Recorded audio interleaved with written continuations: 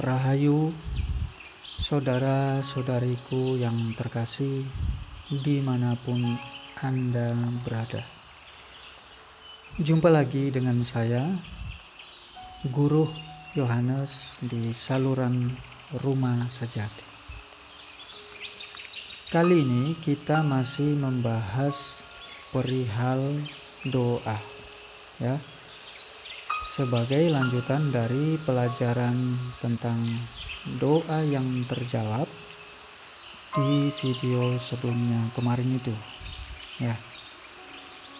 Berikut ini merupakan pembahasan yang menjawab pertanyaan dari salah seorang teman saya tentang pengalaman doanya.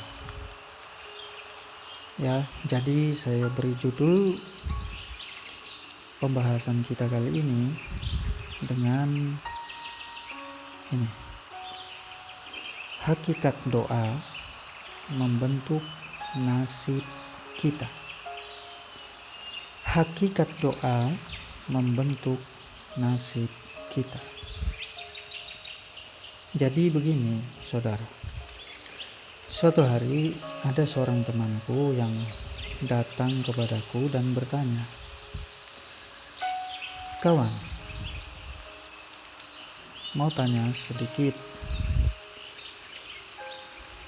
mengapa nasibku kok begini? Mengapa nasibnya kok begitu? Kok enak dia nasibnya?" Lalu saya menjawab, ini semua karena doa kita yang terjawab. Tapi temanku ini tidak puas dengan jawabanku. Katanya, tapi doa yang kupanjatkan selama ini tidak seperti nasib yang sedang aku alami saat ini. Selama ini aku selalu berdoa agar mendapatkan berkah rezeki yang melimpah. Tetapi mengapa yang aku dapatkan malah yang sebaliknya, bencana? Aku paham dengan keluhan temanku ini, lalu aku menjawab, itu karena kau belum tahu hakikat doa, kawan. Atau mungkin kau sudah tahu, tapi kau tidak mau melakukannya. Dengan agak terbelalak, temanku bertanya lagi keheranan. Berarti aku telah berdoa dengan cara yang salah selama ini. Aku berusaha menjelaskan kepada temanku ini. Tidak, kau tidak salah dalam melakukannya. Kau bahkan sudah melakukannya dengan cara yang benar, bahkan ribuan kali lipat benar. Temanku semakin bingung. Apa? Jangan bercanda, kawan. Aku sungguh bingung saat ini. Jangan kau tambahkan lagi kebingunganku. Aku tetap tenang sambil terus memperjelas maksudku. Aku tidak sedang bercanda, kawan. Aku sedang mengatakan kebenaran apa adanya.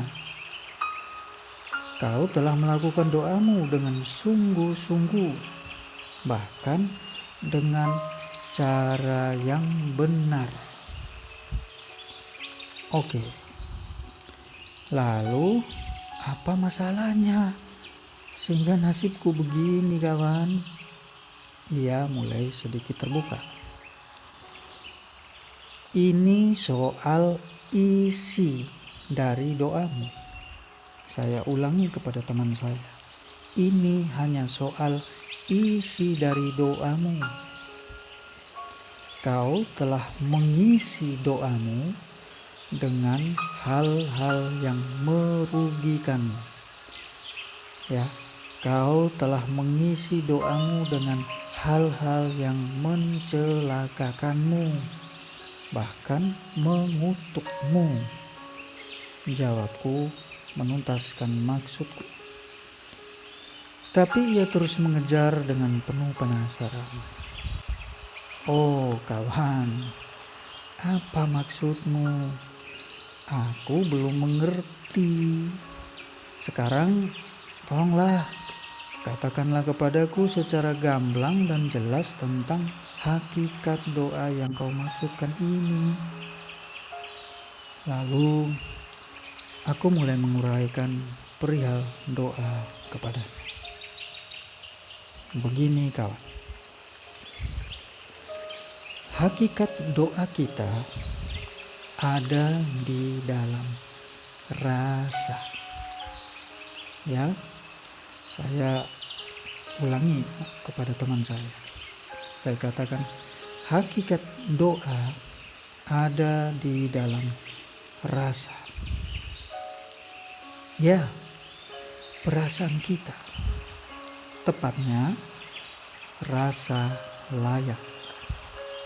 Ya, rasa layak. Doa kita terjadi di saat kita merasa layak. Ya, saya ulang. Doa kita terjadi di saat kita merasa layak. Merasa layak untuk apa? Ada 3 hal. Yang pertama, merasa layak menjadi seperti yang kita pikirkan. Saya ulangi yang pertama, merasa layak untuk menjadi seperti yang kita pikirkan. Yang kedua, merasa layak untuk menarik apa yang kita rasakan. Saya ulangi yang kedua ya. Merasa layak untuk menarik apa yang kita rasakan. Dan yang ketiga, merasa layak untuk mencipta seperti yang kita bayangkan. Saya ulangi yang ketiga, merasa layak untuk mencipta seperti yang kita bayangkan. Apa artinya? Artinya begini, semakin sering kita memikirkannya, ya, jadi yang kita pikirkan ini terserah apapun itu ya, mau positif negatif terserah. Artinya apapun yang kita pikirkan, ya. Jadi ngertinya begitu ya. Apapun yang kita pikirkan, terlepas dari itu positif atau negatif, itu patokannya. Saya ulang ya, saya ulang. Artinya semakin sering kita memikirkannya, semakin cepat kita menjadi seperti yang kita pikirkan itu. Ya terserah yang kita pikirkan itu apa gitu loh, positif atau negatif. Saya ulang ya, semakin sering kita memikirkannya, maka semakin cepat kita menjadi seperti yang kita pikirkan itu. Yang kedua, ya tadi soal pemikiran. Yang kedua, ini soal perasaan. Ya, yang kedua, semakin sering kita merasakannya, semakin kuat kita menarik seperti yang kita rasakan itu. Ya, jadi yang kedua, saya ulangi ya, semakin sering kita merasakannya, maka semakin kuat kita menarik seperti yang kita rasakan itu. Ya. Dan yang ketiga ya,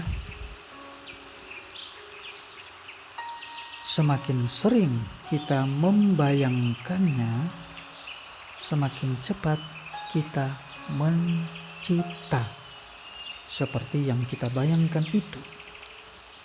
Saya ulangi poin ketiga, semakin sering kita membayangkannya, semakin cepat kita mencipta seperti yang kita bayangkan itu.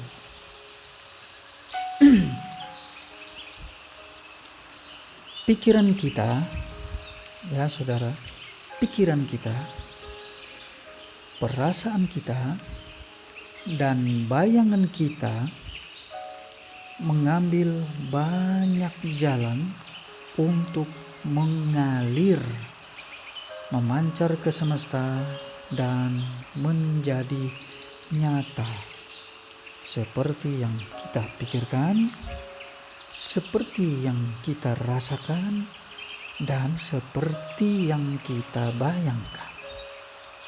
Ya, saya ulangi ya. Pikiran kita, perasaan kita, dan bayangan kita mengambil banyak jalan untuk mengalir, memancar ke semesta, dan menjadi nyata seperti yang kita pikirkan, seperti yang kita rasakan, ya, seperti yang kita bayangkan. Ya.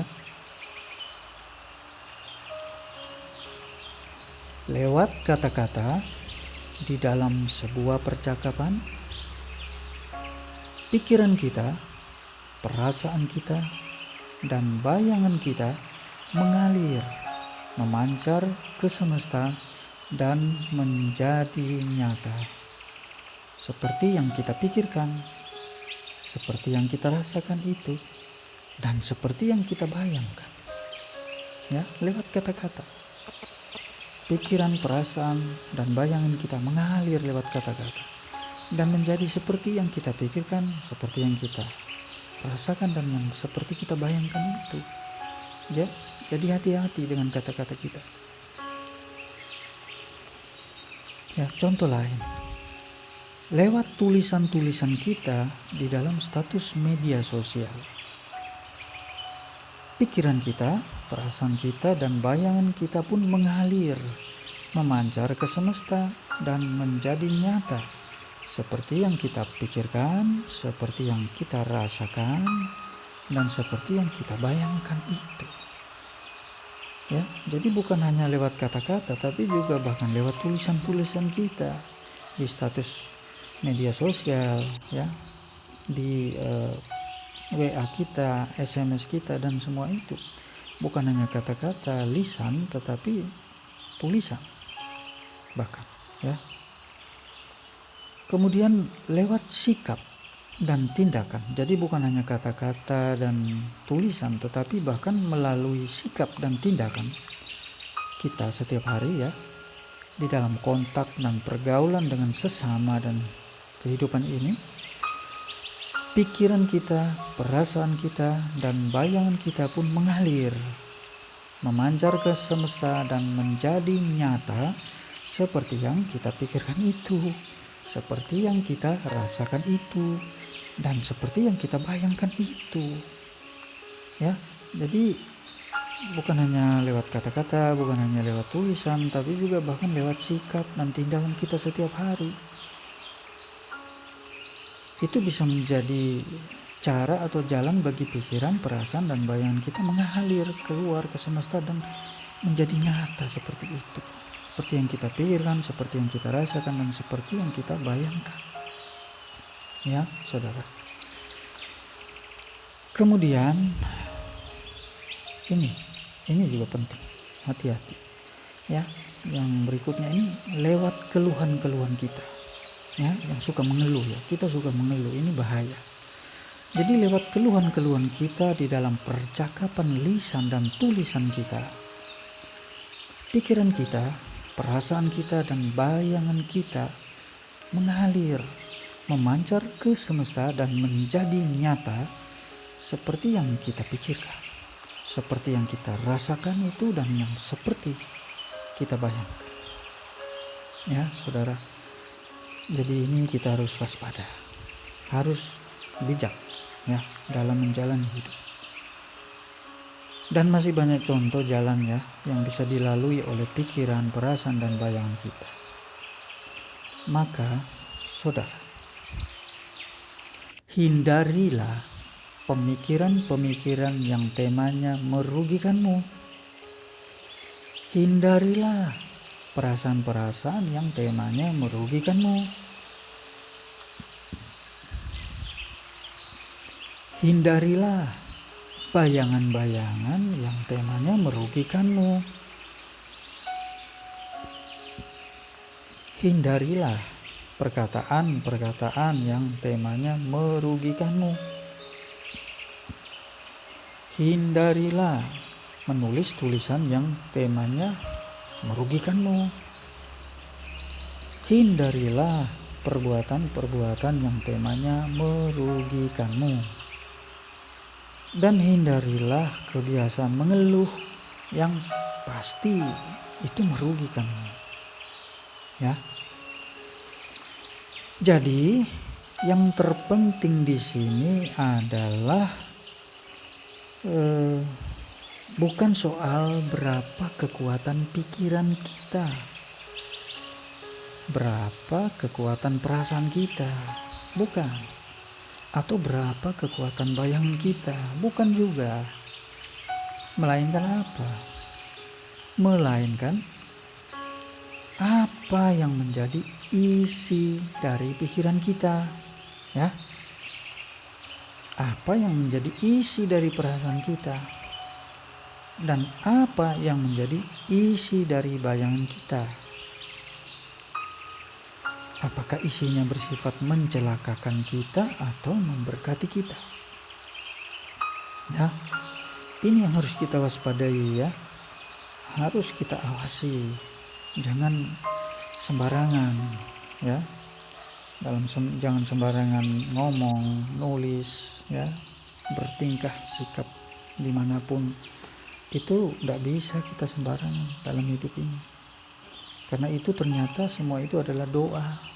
Itu adalah doa karena terpancar ke alam semesta, dan bagi alam semesta itu adalah permohonan kita, permintaan kita.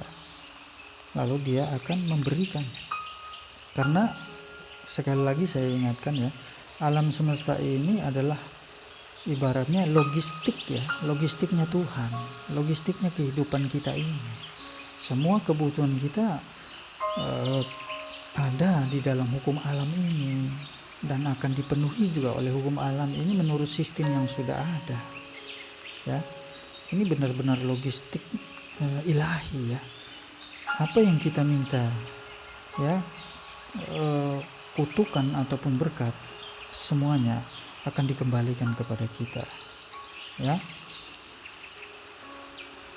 Jadi ingat, yang terpenting tadi bukan soal kekuatan pikiran, perasaan, dan bayangan kita itu seberapa besar, bukan. Itu nanti, ya. Yang nomor satu yang terpenting adalah kita harus cek saat ini apa yang mengisi perasaan saya, pikiran saya, bayangan saya. Apakah isinya adalah hal-hal baik yang memberkati saya atau mencelakakan saya sendiri, ya. Jadi kalau yang mencelakakan, ya tolong diganti segera, gitu. Jangan bertahan lama-lama di situ, malah nanti menjadi, ya kan? Ya menjadi itu loh. Ya. Oke, kita lanjut, ya. Jadi begini, saudara, ya. Pikiran kita, perasaan kita, dan bayangan kita sudah senantiasa memancar sepanjang waktu tanpa berhenti, baik di saat kita sedang tidur maupun di saat kita sedang terjaga, ya. Ingat itu. Jadi mau pikiran, perasaan, dan bayangan kita ini, ya, sebetulnya memancar terus dia sepanjang waktu. 24 jam itu sepanjang hidup, ya, dia memancar. Entah kita mimpi, tidur, ataupun terjaga, dia lanjut terus, gitu loh. Hati-hati, ya, harus waspada. Dan kekuatan pancarannya ini bergantung pada seberapa besar rasa layak kita atau rasa suka kita yang sebetulnya terekspresi secara nyata, secara langsung dan kuat lewat apa yang kita sebut dengan kecenderungan kita setiap hari, yang kita sebut juga sebagai watak. Ya, watak itu ya kecenderungan kita itu kan. Ya. Saya ulangi, jadi kekuatan pancaran ini ya, pancaran dari perasaan, pikiran, bayangan kita tadi itu bergantung pada seberapa besar rasa layak kita atau rasa suka kita yang terekspresi secara nyata ya, langsung dan kuat lewat kecenderungan kita setiap hari yang kita sebut sebagai watak. Ya. Jadi saudara ya, berdasarkan mekanisme sistem kerja doa seperti ini, akhirnya kita sepatutnya memberikan perhatian yang ekstra khusus kepada watak kita. Ya, ini penting. Jangan remehkan watak kita, ini berbahaya sih. Ya. Karena sesungguhnya watak kita adalah doa kita yang sesungguhnya. Ya. Jadi tolong perhatikan, watak ini harus kita waspadai. Karena ternyata doa kita yang sesungguhnya ada di dalam watak kita ini. Mengapa? Karena watak kita ini merupakan perasaan dominan kita yang kita wujud nyatakan ke dalam perbuatan kita. Dengan kata lain, watak kita ini merupakan wujud dari perasaan kita yang dapat kita saksikan secara bersama-sama dalam wujud kecenderungan kita setiap waktu. Ya. Jadi saya ulangi, watak kita itu merupakan perasaan dominan kita yang kita wujudkan ke dalam perbuatan kita. Jadi bisa kita sama-sama lihat ya, kita bisa saksikan bersama-sama itu ya. Ya, dalam wujud kecenderungan kita setiap hari itu. Ya. Itu doa, hati-hati, itu doa. Itu dianggap oleh alam semesta, oleh logistik ilahi, logistik Tuhan sebagai sebuah permohonan, sebagai sebuah permintaan, sebagai sebuah harapan dari kita untuk dipenuhi. Ya. Jadi jangan meremehkan watak kita ini, bahwa watak kita ini harus kita perbaiki kalau itu tidak baik ya. Nah, bila watak kita ini sejalan dengan tuntunan Roh Kudus atau hingsun kita, ya, bila watak kita ini sejalan dengan tuntunan Roh Kudus atau hingsun kita, maka kita pasti memiliki isi doa yang memberkati kita. Ya. Sebaliknya, bila watak kita ini tidak sejalan dengan tuntunan Roh Kudus atau hingsun kita, maka pastilah kita memiliki isi doa yang mencelakakan, bahkan mengutuk diri kita sendiri. Ya, saudara. Mengapa? Karena melalui watak dan cara-cara seperti inilah pikiran kita, perasaan kita, dan bayangan kita mengalir, memancar keluar ke semesta dan menjadi kenyataan seperti yang kita pikirkan, seperti yang kita bayangkan, seperti yang kita rasakan. Ya. Jadi ini untuk kali ini kira-kira seperti ini ya. Saudara bisa mendengarkan ulang-ulang sampai paham betul ya.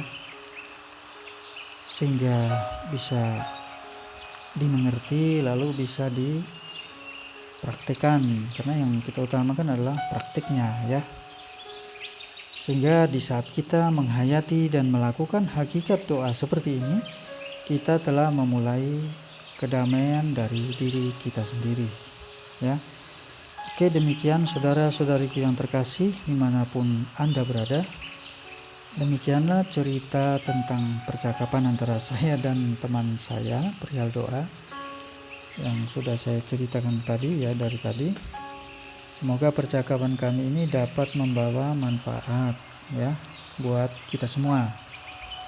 Sekian dulu pelajaran kita kali ini ya saudara, dan sampai jumpa di video-video berikutnya. Rahayu.